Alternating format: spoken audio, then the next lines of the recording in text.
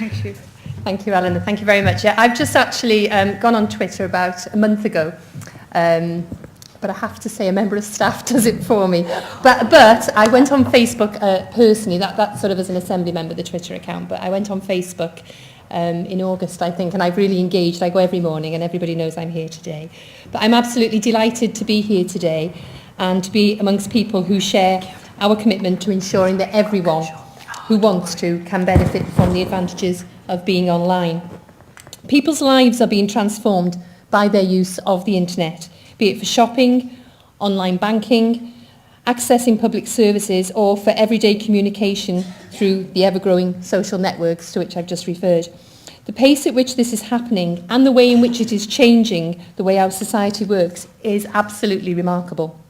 Therefore, we want to ensure people do not lose out, because as the use of new technologies becomes more a part of how we live our lives, there is a risk that people who do not use them could become increasingly socially and economically excluded. I chair the Digital Wales Ministerial Steering Group, which has overseen the development of Delivering a Digital Wales, which is the Welsh Assembly Government's agenda for delivering a coherent digital future for everyone in Wales. Digital Wales reflects the commitment that the Welsh Assembly Government places on the importance of digital communications. It has been developed to help realise the benefits that they hold for the quality of life and well-being of Welsh citizens and the prosperity and growth of our economy. Through Digital Wales, we are looking to build a common vision and establish the necessary leadership to ensure Wales can capitalise on the opportunities of the digital age to become a truly digital nation. The digital inclusion of citizens is clearly an element of delivering a digital Wales, along with business growth and competitiveness, a flexible forward-looking network infrastructure, a skilled population, and the delivering of public services more effectively and efficiently to meet the rising expectations of citizens. If we are to achieve a digital Wales, we have to support the third of adults in Wales who are currently not online, so that those of them who wish to can have the same sort of opportunities that most of us here take for granted. That is why we are making specific proposals to address digital exclusion in Wales through the Digital Inclusion Framework, which I'm pleased to formally launch here today.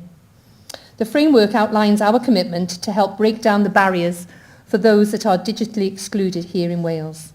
Through the framework, the Welsh Assembly Government intends to provide clear strategic leadership.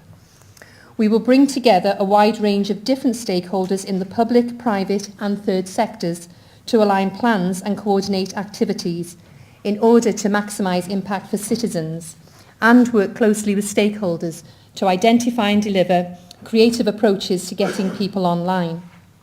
This framework also outlines the challenges to be faced and the limitations that exist in order to avoid the development of any gap between expectations and the capacity to deliver.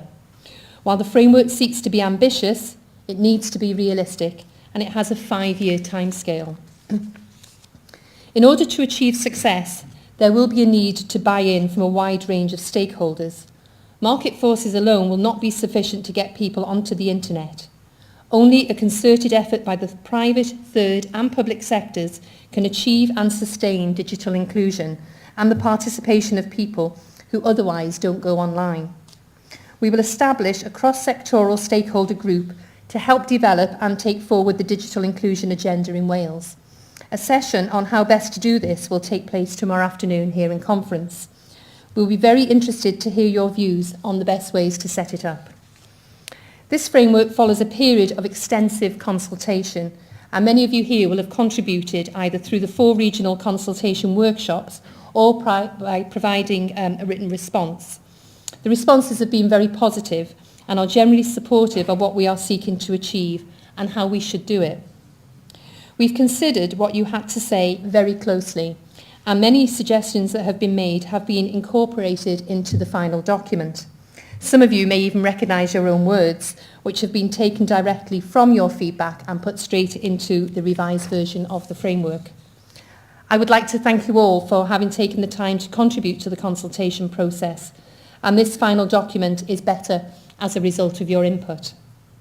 It's not been possible to include all of your comments, but please be rest assured they've not been lost.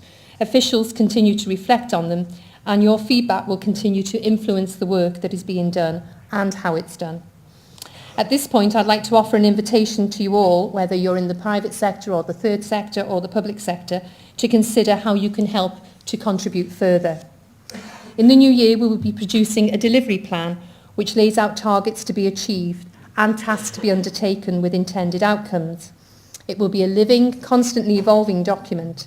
Just as with the framework, officials will be open to discussions with groups and sectors about how together we can help delivery in order to achieve our ambitious goals.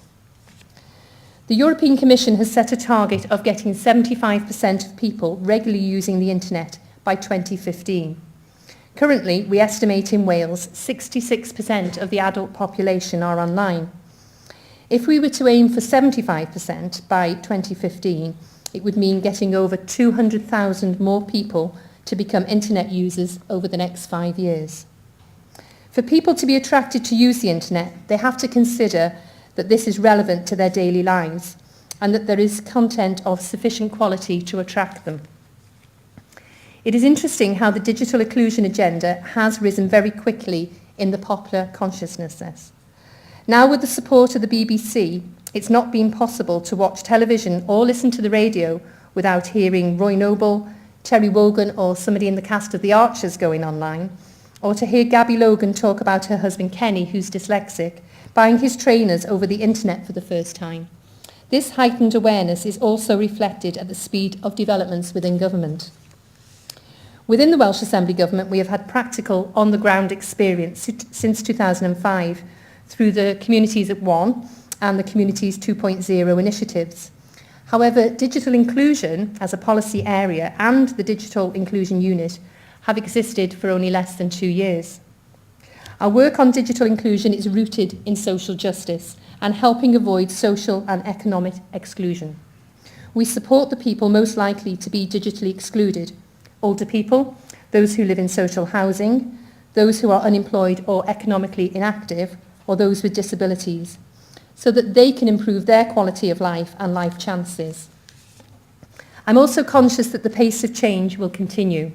We are still at the early stages of a technological revolution which is transforming the way we live our daily lives. New challenges are emerging. We wish to explore the way that digital inclusion and the delivery of public services can be linked to best effect. Anyone who's taxed their car or registered for a TV licence online knows how much easier, quicker and cheaper it is for everyone. Therefore, the more that people choose to access public services, the more positive the impact can be all around. Our ambition, therefore, has to be online citizen or customer-focused public services that meet rising public expectations to be effective and efficient and less costly to deliver.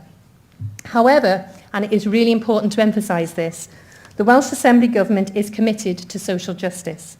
We recognise that the people who will most need to use public services to get appointments with the doctor, access social services or have contact with housing associations are those least likely to be online.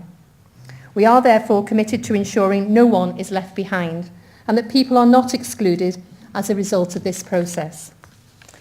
There are considerable challenges and opportunities for digital inclusion in the coming period. I look forward to everyone in this room and also those not with us today to help deliver on this important area. Sadly, I have to now leave to go back to Cardiff, where with the First Minister I will be launching Delivering a Digital Wales. So I won't be able to stay and listen to the excellent speakers I know are coming up. The team are here, however, and will feed your comments back to me and my colleague Carl Sargent, who is the Minister that Digital Inclusion is part of his portfolio. So I wish you very well over the next 2 days, and thank you very much.